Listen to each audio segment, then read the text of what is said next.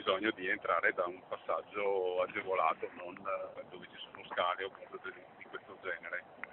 E quando sono arrivato al palazzetto ho visto che praticamente non potevo entrare. Così si era sfogato alla nostra emittente, dopo averlo fatto sui social, Claudio Guidolin, papà di Villorba, a cui è stato impedito di vedere la partita di volley di sua figlia al palazzetto di Castelfranco Veneto, perché per lui, che si muove su una carrozzina elettrica, non c'era modo di entrare e anche l'accesso, in teoria attrezzato, non sarebbe dotato di un montascale tale da sopportare il peso di un adulto con carrozzina elettrica. Mi rendo conto che le amministrazioni hanno grosse difficoltà anche economiche, quindi adeguare tutte le strutture anche dal punto di vista dell'accessibilità diventa complicato, però è proprio un segno di civiltà e di attenzione verso tutti. Questa è la sua riflessione finale. Il caso lo abbiamo sottoposto al sindaco di Castelfranco Veneto, Stefano Marcon, che è anche presidente della provincia, ente che si occupa tra l'altro anche di edilizia e palestre scolastiche, che si è impegnato ad andare a fondo alla vicenda.